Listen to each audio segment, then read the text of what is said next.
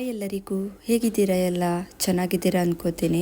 ನಾನಿವತ್ತು ಯಾವುದೇ ಪಫ್ ಮೇಕರನ್ನು ಉಪಯೋಗಿಸದೆ ಈಸಿಯಾಗಿ ಕ್ವಿಕ್ಕಾಗಿ ಪಫನ್ನು ಹೇಗೆ ಹಾಕೋದಂತ ಹೇಳಿಕೊಡ್ತೇನೆ, ನೋಡುವ ಬನ್ನಿ. ಫಸ್ಟ್ ಹೇರನ್ನು ಬಾಚ್ಕೊಳ್ಳೋಣ.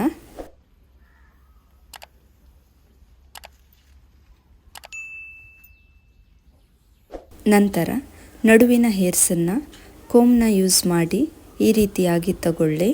ನನ್ನ ವಿಡಿಯೋನ ನೀವು ಫಸ್ಟ್ ಟೈಮ್ ನೋಡ್ತಾ ಇದ್ದರೆ ಚಾನಲನ್ನು ಸಬ್ಸ್ಕ್ರೈಬ್ ಮಾಡಿಕೊಳ್ಳಿ. ಇನ್ಸ್ಟಾಗ್ರಾಮ್ ಪೇಜ್ನಲ್ಲೂ ಕೂಡ ಫಾಲೋ ಮಾಡಿ ಸಪೋರ್ಟ್ ಮಾಡಿ. ನಾನಿಲ್ಲಿ ಮಾರ್ಕೆಟ್ನಲ್ಲಿ ಬರುವ ಯಾವುದೇ ಆರ್ಟಿಫಿಷಿಯಲ್ ಪಫ್ ಮೇಕರನ್ನು ಉಪಯೋಗಿಸದೆ ಕೇವಲ ಕ್ಲಿಪ್ಪನ್ನು ಉಪಯೋಗಿಸಿ ಈಸಿಯಾಗಿ ಕ್ವಿಕ್ಕಾಗಿ ಪಫನ್ನು ಯಾವ ರೀತಿ ಹಾಕೋದಂತ ತೋರಿಸಿಕೊಡ್ತೇನೆ. ಯಾರು ಬೇಕಾದರೂ ಇದನ್ನು ಈಸಿಯಾಗಿ ಟ್ರೈ ಮಾಡ್ಬೋದು.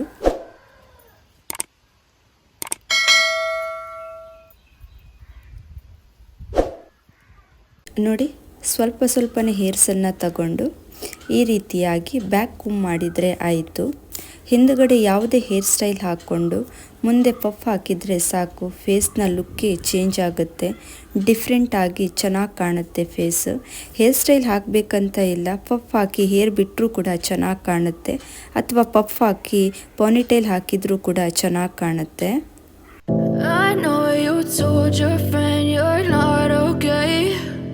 Tell me what's wrong and why you never said you felt that way. Guess you're trying to stay strong and fake a smile until I look away. But I've known you too long, it hurts to watch your blue eyes fade to gray as you fade away,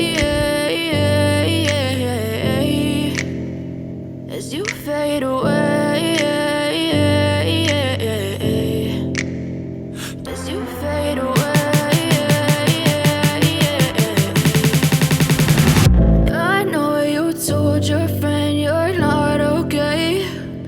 Tell me what's wrong and why you never said you felt that way. Guess you're trying to stay strong and fake a smile until I look away. But I've known you too long, it hurts to watch your blue eyes fade to gray as you fade away, as you fade away.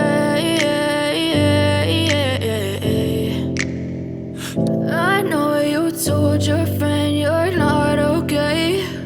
And tell me what's wrong and why you never said you felt that way. Guess you're trying to stay strong and fake a smile until I look away. But I've known you too long, it hurts to watch your blue eyes fade to gray as you fade away,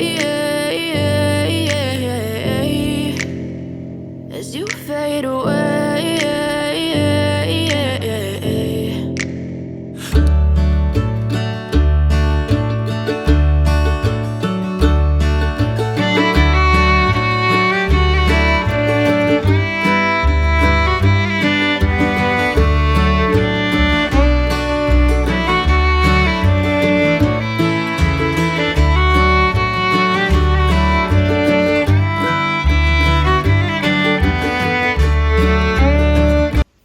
ನಾನಿವಾಗ ಕ್ಲಿಪ್ಗಳನ್ನು ಹಾಕ್ತಾ ಇದ್ದೇನೆ.